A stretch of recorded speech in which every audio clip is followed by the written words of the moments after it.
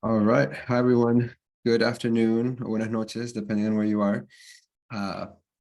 I promise that I will be better at keeping track of time this time. I think I've reduced the content to make it fit in 45 minutes. But in any case, my name is Timel Khan. Thanks again for being here. I'll plan to get started now, and I'll plan to end content at 4:15 Pacific, so basically 45 minutes from now. And then I'll stick around in case anyone has questions or anything like that. And I think I've made it so that you can use the question feature in the chat. And then you can send them out. No one else, I don't think, is able to see them, but I will be able to see them. And importantly, I can save them. So if I don't answer them right now or at the end of the session, then I'll be able to do it at some other point. Related to that, if you do send in a question, and it's like about resources or anything like that, basically like something where you expect something in return, please attach like an email address or something that I can respond to you through.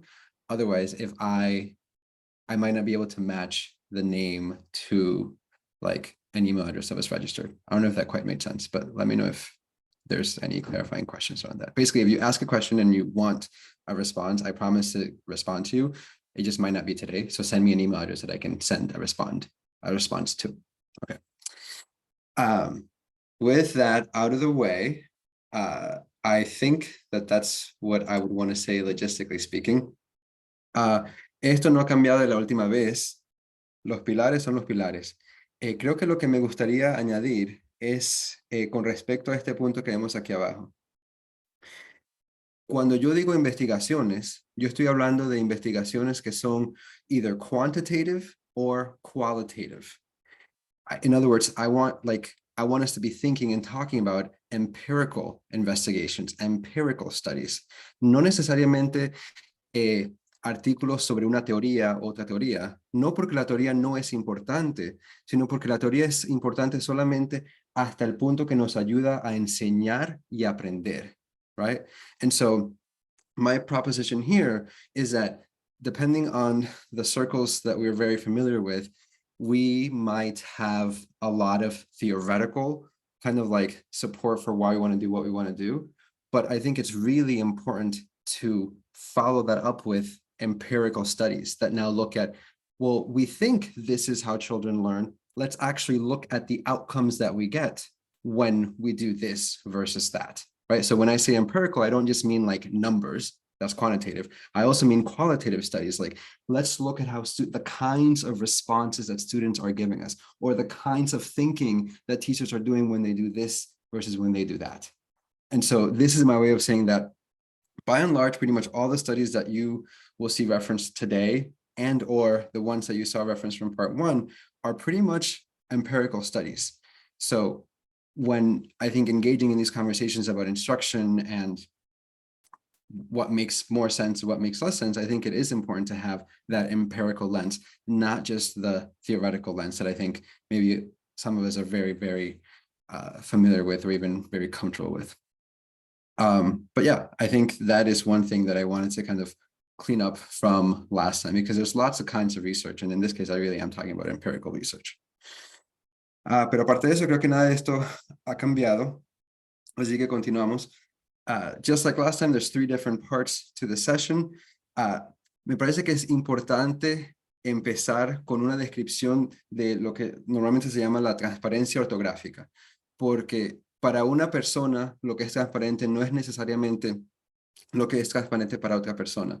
And so I think having some kind of common language around what a transparent orthography actually is or looks like or means is really important. From there, we'll look at specifically the ways that Spanish is or is not transparent. And I think depending on where you're looking, you'll find lots of evidence for either one of those cases, which might be surprising. And then finally, but definitely not the least important of all, we'll be looking at some studies that have been conducted that look at these transparent features of Spanish and exactly how we can make sense of those from the lens of teaching and learning. Ahí, cuando estamos dando clase en el aula, ¿qué podemos hacer o qué deberíamos de hacer? ¿Qué tipo de actividades serían más, tal vez, que ayudarían a los estudiantes a aprender el contenido más fácil o más rápidamente? I think that's good for the agenda. So we'll start with kind of this basic definition of a transparent orthography. And my proposition to you today is that there's actually two different kinds of transparency when it comes to orthography. And one is where you're really going from what you hear or what you say, right? So in this case, I want you to think of like what you're hearing yourself say or somebody else say, and how those sounds, those strings of words, whatever unit of speech you're thinking about, how those get represented in print. This typically gets called encoding or simply spelling, right? And when we say that something is transparent in this way, it means that when you hear a sound, you always spell it one way. That is, in this case, what transparency means. That once you hear the sound, immediately you know how it's going to be spelled.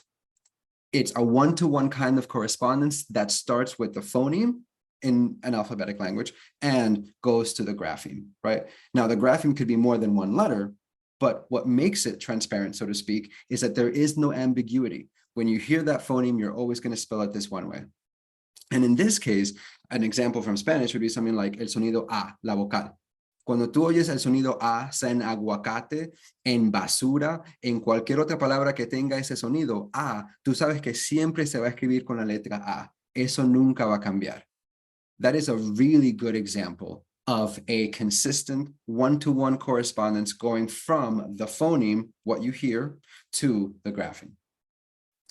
Obvio, ese no es el único tipo de transparencia que existe, porque como lectores no tan solo estamos escribiendo como estamos haciendo aquí, como lectores también tenemos que leer. Y en términos de la lectura, vamos en la dirección contraria, right? So now, when we're reading, we're starting with the print, the grapheme, and from that grapheme, we are trying to figure out what is the pronunciation of it. So these two are in many ways opposite, right? Here you're going from the sound to the print. In this case, as a reader, you're going from the print to the sound. Typically, we call that decoding of some kind. And an example of how you could have different kinds of transparency here would be something like, we'll see lots of examples in Spanish soon, so I'll give you an English example. When you read the English word chaos, C-H-A-O-S, if you were to present that word, C-H-A-O-S, to a kid in first grade or even second grade, it is very likely that their instinct is going to be to pronounce it chase something. Chaos, chose, chase. It will not be chaos because that isn't typically the sound grapheme correspondence that's associated with the CH. Typically, we say the CH represents the ch, and therefore that is what the kid is going to want to say, something with a ch. But notice that now they're reading, right? They're looking at that grapheme CH, they're trying to figure out how to pronounce it. That is the kind of like the core of what it means to decode. The reason why I gave that specific example is because in that word, chaos, which happens to be a Greek word, we spell the k sound. That's what we hear. We spell the k sound with a CH. Why? Because it comes from Greek, right? And there's actually other words that play by those same sets of rules. Think of words like Christmas, chrysanthemum, chorus, choir. They all have that same k sound, but we consistently spell it with a CH, even though we typically assume that the CH is supposed to represent the ch sound. The most important thing that I want you to kind of be on the same page with me on, at least for now, temporarily, is that when we are talking about transparency, we could be talking about phoneme to grapheme transparency or grapheme to phoneme transparency, and they are not necessarily the same. Now, beyond the idea that you have these two different kinds of transparency, I also want you to think about the idea that transparency is on a continuum of sorts. And what I mean by that is that it's not a simple matter of either this language is transparent or it's not transparent. So it's not dichotomous. Really, you can think of it in terms of, well, relationally, is it more or less transparent than another one? Y lo que hacemos siempre, porque, bueno, en este caso estamos hablando del español y el inglés. Entonces siempre los estamos comparando. Y creo que la percepción es que el español, en este caso esta X verde, siempre es mucho más transparente que el inglés, ¿verdad? Entonces, en este caso, a mano izquierda tienes algo más transparente y a mano derecha tienes algo menos transparente. Y estamos comparando estos dos idiomas como que si la ortografía de los idiomas fueran completamente diferentes, que uno es obviamente transparente y uno es mucho más opaco, o como dicen en inglés, deep. En realidad, espero que ya cuando termine las 4:15, tiempo mío, tal vez estés un poquito más de acuerdo con la idea de que el español y el inglés son algo como así. El inglés no es completamente opaco. Really, there's lots of reasons why English has the different spelling patterns that it does. It's just that we were not taught those reasons, but we can still spell, or we were not taught those reasons and we're still not trying to spell them, right? But usually there's a reason.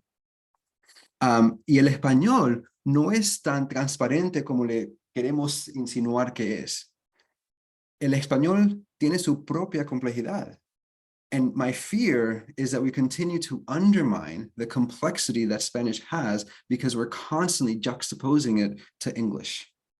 And so I think it would benefit us all if we started thinking of transparency as a continuum and not just as a simple on-off switch or as a simple dichotomy. And we'll see lots of examples of this as we go, I hope. This is not an original idea, to be extra clear, right? Like, this has been studied and presented in this continuum-like way, this meaning transparency, for a while now, even before this citation that you see here. And just like before, I didn't say this at the beginning because I forgot, but the recording will be made available and the slides that I use, as well as a separate sheet that has the citation, so to speak. Some of those citations are kind of publicly available. Some of them are not. I am not, I don't feel like it's a good idea for me to just upload all of these articles into like a Google Drive and like have people download them. I don't know what the copyright situation is with that, but if there's specific articles that you want, then please reach out and I'm happy to find a way to give you access to those pieces. But big idea so far is that we have two different kinds of transparency, right? And the transparency itself is a continuum regardless of which kind of transparency you're looking at, whether you're going from the phoneme to the grapheme or from the grapheme to the phoneme.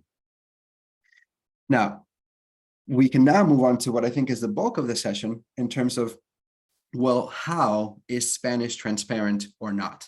In other words, when we're thinking about these two different kinds of transparency, can we really make the claim that Spanish is fully transparent? And when we're thinking of it in terms of a continuum, are there places where maybe Spanish feels like it's less transparent than we give it credit for? And so we'll start by looking at these context-dependent consonants, which for the record, English also has. And so gorra, like in hat. When you see as a reader, la palabra gorra, whether you realize it or not, you know that this G is representing the G sound, precisamente porque la letra que viene después es la letra O. Y cuando ves esa combinación de letras, tú sabes que este sonido va a ser G. Pero no siempre es así.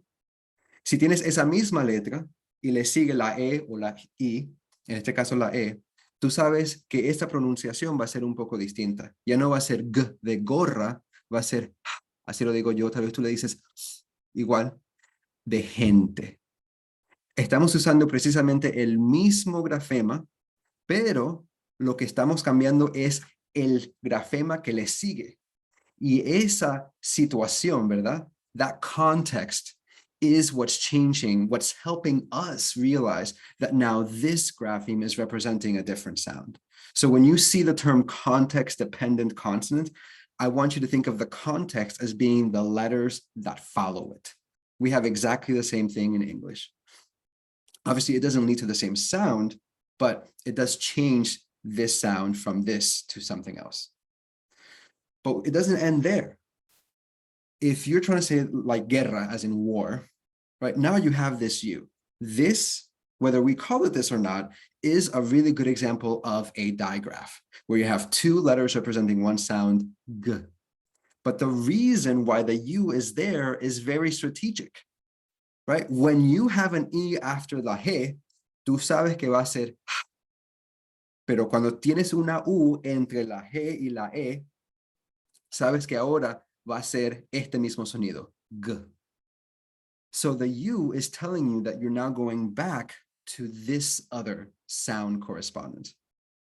Now, if you're talking about a truly transparent language, we wouldn't have necessarily this layer of complication. We would have a different symbol altogether.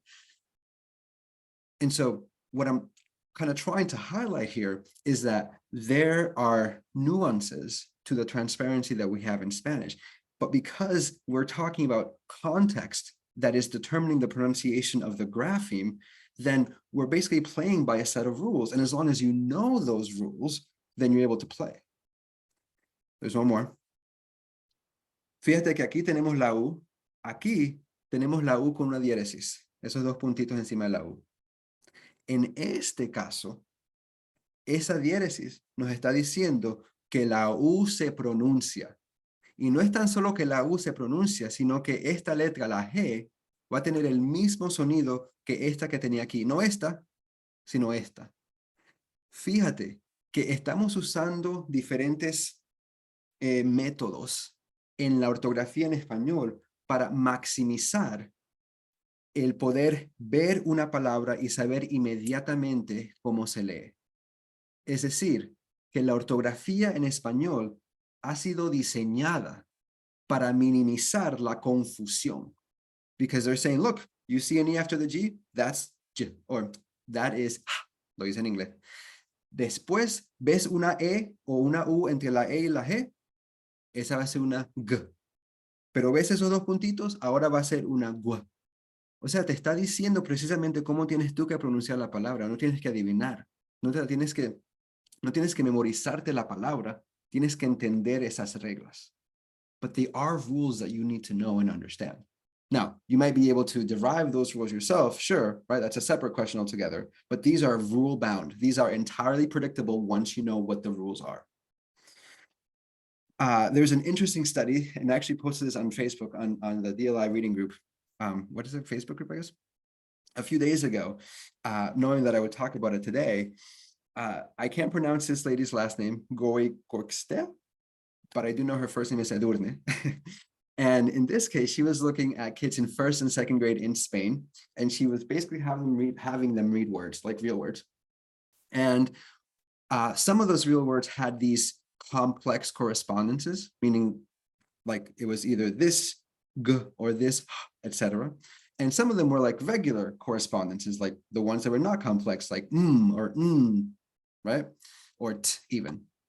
Well, what they found, and this was actually replicated in a different study that we'll look at the end, is that when you have these more complex correspondences, even though the orthography is telling you how to pronounce these words, right? Because we're putting the little dots here, la diéresis, we're putting la U después de la G, even though we're getting that context, these kinds of words were harder for kids in 1st and 2nd grade to read, meaning they made more mistakes in comparison to words that did not have these more complicated context-specific correspondences. So what does this mean? Well, that in terms of thinking of that second kind of transparency, when you're going from the grapheme as a reader, when you're going from the grapheme to a phoneme, if you have these complicated context-specific correspondences, you are going to have to work a little bit extra hard to figure out what those words are. So you're not at the extreme here where maybe we thought we were if Spanish were truly transparent. You're moving a little bit more to the opaque side, not because you're actually opaque, but because now there's more that you have to learn. You're not necessarily going to be able to intuit this. The proposition is simple. This requires instruction. This is an area where kids struggle, and we have lots and lots of evidence that that is indeed the case. Not just do they make mistakes, but they also tend to read those words slower, and it also creates complication for spelling, like we'll look at later on. Now, another tool that Spanish has at its disposal to help us be able to read, right, like to take those graphemes and turn them into phonemes, are these diacritic marks, right? Tienen varios nombres en español. Creo que uno, aparte de signo diacrítico, también se les puede decir signo auxiliario. Y esa palabra auxiliario me parece sumamente interesante porque es precisamente lo que están haciendo esos símbolos. Esos símbolos nos están ayudando a descifrar, decodificar la palabra. So it's actually kind of like one of the rare instances where the name that we give to the concept actually matches its purpose. In this case, you have diacritic there, la diéresis, right? Esos dos puntitos, that's a kind of diacritic mark, right? Sign that you're putting on a symbol to tell you that something is different about the symbol. But that's not the only one. You also have something like en la palabra maíz, para nosotros poder distinguir que maíz es un hiato y que se pronuncia maíz y no maíz, tenemos esa tilde sobre la i. Si no tuviese esa tilde, cambiaría la pronunciación de la palabra. No fuese maíz, fuese maíz. Entonces la tilde te está recordando, no, esa vocal tiene fuerza. Normalmente es débil, pero en este caso no. En este caso ha formado su propia vocal. Es un hiato. Pájaro, fíjate que también tiene el tilde en la A. Ese es otro tipo de signo diacrítico que se usa en español. En este caso te está diciendo cuál es la sílaba que tiene el golpe de voz. In English, we have lots of multisyllabic words, and the stress syllable isn't entirely obvious just looking at the print, unless you've heard that word before, right? But in Spanish, you can basically assume that if there is no accent mark in a multisyllabic word, the stress syllable is the second to last one. Esas son las palabras llanas. If you see an accent mark on, in this case, this vowel, the third syllable before the last one is gújula, or I guess the second to last syllable, that is telling you, no, I am the stress syllable. So you say pájaro, no pájaro, right? But that is information that is embedded in the orthography of the language. In English, we do not mark stress syllables at all, right? And so notice that the orthography itself in Spanish is acting as a scaffold. It's telling you, pronounce the U. It's telling you, no, this is its own syllable. Emphasize this syllable because that is the stress one. También se usa la tilde o ese tipo de diacrítica para distinguir entre palabras que tienen significados distintos, pero que se oyen prácticamente igual. Cuando yo digo el carro y yo digo él como la persona, estamos hablando de cosas diferentes, ¿verdad? In one case, we are talking about like the car. In the other case, we're talking about like he. Él fue a la tienda. Well, when I'm talking about he, él, I use la tilde sobre la e para distinguir la palabra de la otra, él, que se refiere a cualquier tipo de sustantivo que sea masculino. So, the proposition here is that these are things about Spanish orthography that we can learn, and that if we learn them, we are going to have a heck of an easier time being able to read the words that are there, right? We're very much talking about the idea that we're taking these graphemes and we're translating them into phonemes. But this requires instruction. It requires work. It is not necessarily going to just fall out of the sky into our brains, no matter the kinds of exposure that we have.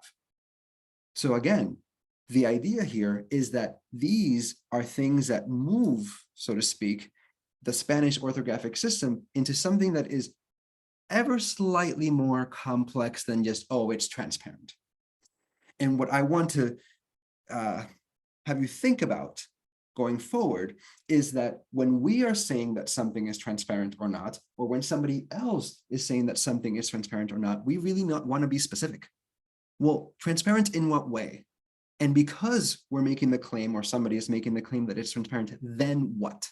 Then what is the outcome of that? Like, why should we care that it's transparent or not?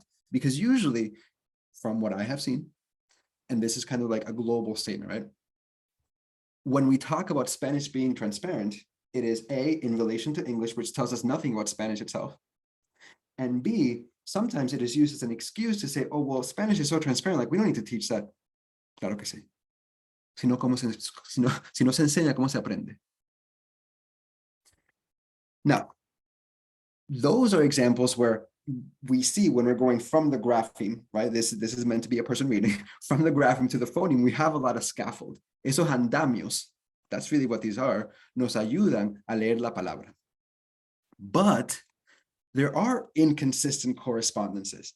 And those are going to be most obvious and, in fact, most confusing when we're going in the opposite direction. That is, when we're going from what we hear to what we are writing. In other words, when we encode. As an example of that, vaca y bata.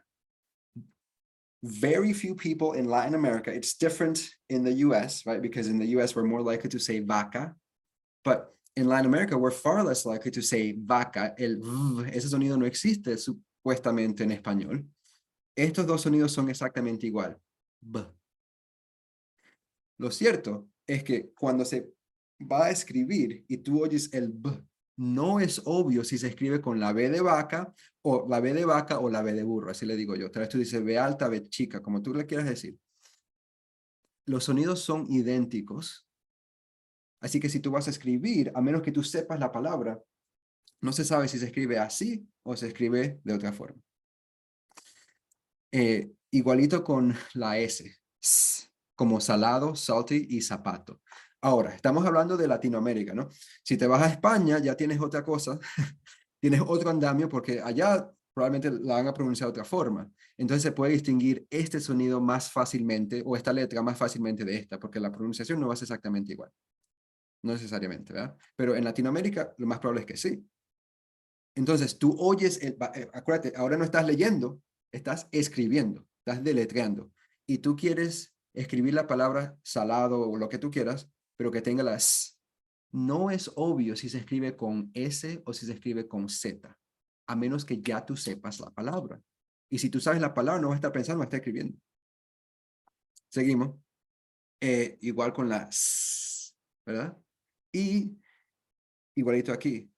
Fíjate que hasta los argentinos, los chilenos, lo que tal vez pronuncian esto lloro o lloro, como le quieran decir, tenemos el mismo problema. Yo lo diría lloro y hoyo, ¿verdad? Suena como una Y para mí. Tal vez tú le dices como Y. Los argentinos lo dirían como sh o sh. Igualmente, el problema es el mismo. Se escucha de los dos grafemas, se escuchan de la misma forma, pero no se sabe cómo se escribe hasta que tú sepas la palabra. A menos que alguien te diga. Y en este sentido de transparencia, right, this is the very first one that I introduced a few slides ago. Now we start to see how really Spanish is a lot more complex than perhaps we typically give it credit for. I've heard people say, both to me personally and just like randomly on the interwebs, things like, oh, in Spanish, you can't misspell words in Spanish. Claro que sí. And I don't just mean that you forget to put an accent mark in, which I'm guilty of, for the record. I mean that you're using the wrong consonant grapheme because they sound exactly the same. Right? That is the epitome of an orthographic error. We make spelling mistakes in Spanish. And as you'll see, I hope, there are good reasons for kids to be making these mistakes because these things are harder to remember. Now they have more correspondences to keep track of. So the moral of the story here is that even if Spanish is more transparent than English, that does not obviate the need for explicit and systematic instruction in terms of the patterns that help us not just read words in Spanish, but to some degree, spell words in Spanish. And that there are some things, just like we would have to learn in English, that are the way that they are just because. Some of the reasons why these words get spelled one way instead of another has to do with their etymology, but that's not always the case. Sometimes it just is. And then you just have to remember that. Now, this is, I think, the part that people most care about. What does this mean for instruction, right? I think one obvious, consequence of what came before is these are concepts that should be taught explicitly. Like, let's not have kids guess. Let's just say, no. Cuando tú veas esto y esto se pronuncia así, pero cuando ves esto y esto se pronuncia así. So that's what, to me, that's what explicit means. It means you're, and I don't need to show this slide for that. It means that you're making it obvious. You're telling them what they need to know. But beyond the fact that we want instruction to be explicit, we also want instruction to be systematic. And what I mean by systematic is that there is a plan, there is an order, there is coherence to what you are teaching, and that you are not starting with the most complicated correspondences first and then going into the simpler correspondences. Like, that would be illogical. That wouldn't make sense. It would also mean that in kinder, and I'm using this example for a reason, that in kinder, we are trying to maybe harness and solidify the basic correspondences, consonant and vowels, before we introduce these context-dependent correspondences like la GE de gema, or de gente, or de cualquier otra cosa. Let's make sure that kids are able to recognize la G como G primero y el resto de los sonidos, y después vamos a complicar la situación. But if you start introducing multiple correspondence for the same grapheme from the get-go, that is recipe for confusion, for maximizing confusion, right? So to me, it's not just a matter of being explicit, it's about being systematic. Your scope and sequence matters. We know that it matters in English, it's an opaque language, pero también importa para aprender el español. No es que vamos a estar empezando a enseñar así al azar. Hoy me siento bien enseñando esto, entonces lo voy a enseñar. Y después voy a enseñar otro. No, necesitamos algo que sea lógico. Right? Typically, that's where our materials would come in. But at the end of the day, you are the ones, I mean, you whoever's working in the classroom, right? You are the human. You know more than the materials in front of you. And so then you would have to exercise, I would say, your judgment and say, they're having me teach something right now that doesn't quite make sense given what my kids have learned. Now, so that's kind of like big picture, I think, one important consequence of this idea that there is complexity to Spanish orthography. But I think if we think big picture, what I want to really emphasize here is that if, depending on the measure, depending on the assessment, the task that you're giving students, really, if you're only having them read words, and now they're in late first grade and beyond, you can expect that most kids, if they received reasonable instruction, are going to have reasonably high levels of success. When you see the term ceiling, I want you to think of literally a ceiling where most kids are hitting that ceiling because most kids are able to read the words. Why? Because the Spanish orthographic system, as we just saw, was created specifically to minimize those kinds of pronunciation errors, right? That's why we have la U, that's why we have la diéresis, and all of these other marks. So that is, I think, a really important piece to keep in mind, that if the only measure that you're using of reading success in Spanish is they're able to read words, well, yeah, you're going to feel really good because most kids, to the extent that they've been taught, will be able to read individual words. I won't get into the studies themselves right now, but this has been documented up and down in pretty much any language that's an alphabetic language. The more transparent that orthographic system, the faster that kids reach ceiling in terms of word reading. We see it in Spanish, we see it in French, which is less transparent than Spanish, but more transparent than English. We see it in Portuguese, et cetera, et cetera, et cetera. And this, for those folks who are looking specifically at, for whatever reason, French, this is a study that's contrasting French and Spanish speaking bilinguals, children. Can't remember the age group. I want to say second or third grade. One caveat to this, notice that we're talking about end of grade 1 if they're in the United States, and typically they will have been receiving instruction since kinder for the most part. So that's by the end of 2 years worth of instruction. The caveat to this is that at the very beginning, like when we're going back to a kid who's walking through the door of a kindergarten classroom, at that point in time, right, before they received a lot of formal instruction, spelling is actually easier than reading. And this is something that's been found by several different researchers, that just happens to be one study, that they can, you say the word, let's say it's a 2-syllable word or even a 1-syllable word. You say the word, they say it, they're able to spell it, but when they go to read it, they can't. And we actually see some of this in English as well, right? And so the moral of the story here is that depending on the grade and depending at the point in time, if I'm working with kids at the very beginning of kinder or even middle of kinder, I can't just take their spelling as a proxy for their reading. I need to actually have them read it. If I'm working with a kid towards the end of kinder, or now definitely in grade 1, then yes, I am going to have them read words, but I need to have them do something else beyond just reading individual words, because most kids will have high levels of success at individual word reading. So the point in time at which you're assessing is going to make a difference in terms of what is the measure, what is the task that you have students do. If that distinction doesn't make sense, please let me know. Okay. Now, if we are not able to rely as easily on word reading, starting at the end of grade 1, then what do? That is where fluency comes in. Now, I'll give you like a quick, dirty definition of fluency. We can think of fluency primarily as having these 3 different dimensions: la precisión de la lectura, how accurately are you reading it, la velocidad, y la prosodia, right? So, velocidad se sabe, le estás leyendo rápido, muy bien. Pero la prosodia, creo que la manera más fácil que yo tengo de la manera que yo entiendo la prosodia es que estamos leyendo de la misma forma que estamos hablando. Es decir, estamos pausando en las partes donde tenemos que pausar. Estamos enfatizando las partes que tenemos que enfatizar. That to me is prosody. And so if these are the different pieces that comprise fluency, then these are the pieces that we want to be looking at the end of grade 1, not just how well are they reading, what is their accuracy in terms of reading individual words, but what is their fluency like? Fluency in terms of not just speed, but their prosody.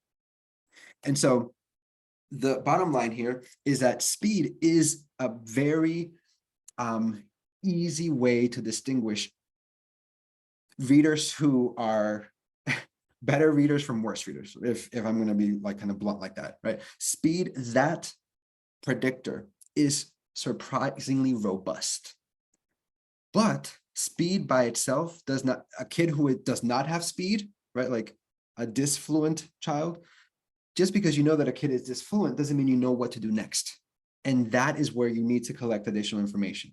And so what I want to have you think about right now is, depending on the grade that you're teaching or that you're trying to support, the screener that you have at your disposal, and then right now I'm thinking specifically in Spanish, makes a big difference. If your screener, right, remember, the whole point of a screener is to identify, to help you figure out who's going to need additional support before the kid starts to struggle. So we usually do a screener, certainly at the beginning of the year, usually 3 times a year.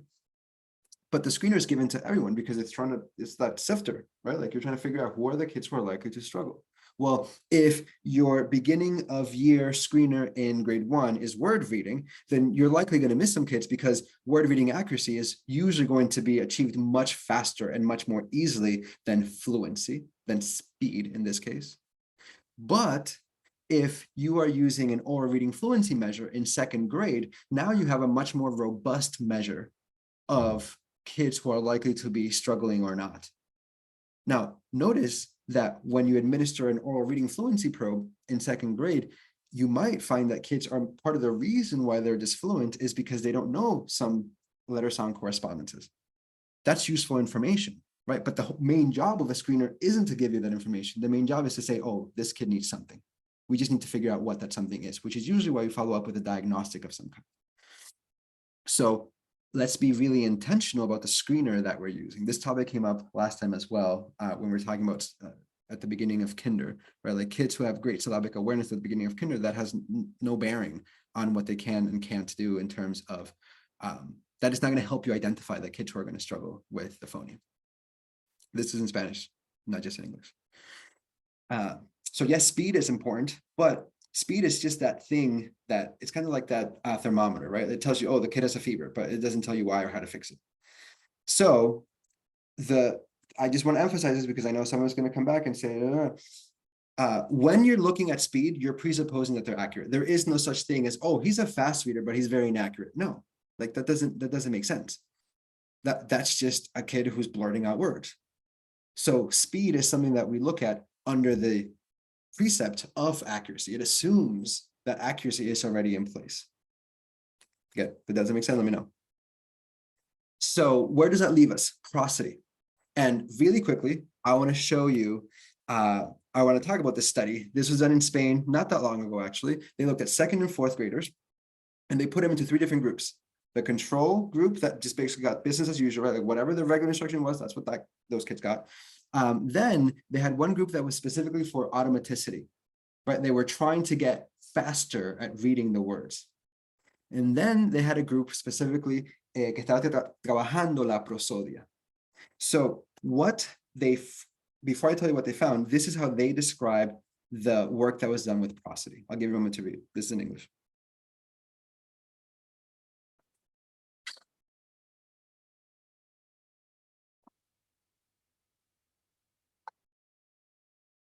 Importantly, what it doesn't say in this paragraph, but it's true if you get your hands on the article, is that these two groups were also working on spelling. And so, in effect, this group got everything that this group got plus these things over here. And what they found is that only this group had statistically significant better performance at sentence level comprehension, like the post test that was given.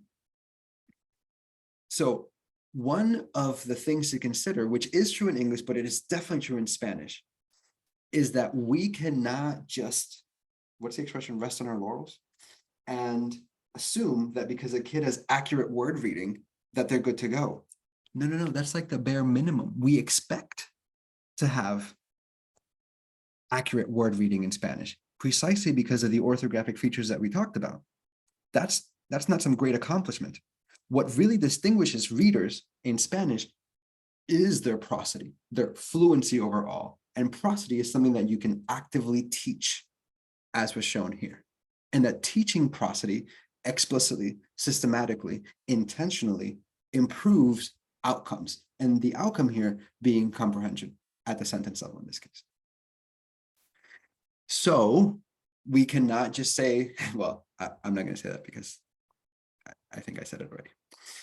So let's look at spelling. What are the implications of everything from before in terms of spelling? Well, this is a fascinating but complex study. Given the time, I'm not going to get into this right now, but the slides are there, and I promise the citation will be there as well. But this one, the one on the right, I think is a lot more relevant and easier for me to get through in the time that I have left. Basically, they looked at third graders, this time in Argentina, and they were trying to get these kids better at spelling, right? Like they had words that they wanted kids to spell, and they were like, how can we make you better at spelling these words? And usually these words had the correspondences that were not consistent. They were either context dependent, like the he, heu, heue, etc., or they were arbitrary, right? Like the S and the Z and the B and the V, etc. So those were the kinds of words we were working with. And they put them into three different groups. One where they just read the word and they talked about the definition of the words, whatever. Another group where they read the words and then spell those words by hand. And then a third and final group where they read the words and they actually spell them with grapheme tiles. And I do have some grapheme tiles here. This is what I mean when I say grapheme tile, fichas. And what they found, and I didn't mean to animate this so quickly, what they found is that the kids in the third group, ellos fueron los que aprendieron a escribir las palabras mejor que los demás. ¿Pero por qué? Ni siquiera la estaban escribiendo a mano, la estaban escribiendo con fichas. ¿Por qué? Y esta es la hipótesis que tienen los investigadores de ese estudio. Aquí vamos a subir.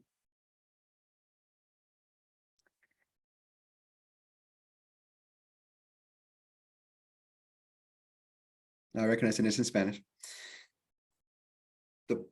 The bottom line, the premise, is that they think, they meaning the investigators, think that because for most of these kids, their phoneme grapheme correspondences were so solid that when they were writing these by hand, that they didn't actually have to think about the composition of the word because it was automatic, right? So they heard this on the spell, and that they weren't slowed down enough because they got so good at learning those letter sound correspondences, which is exactly what I want.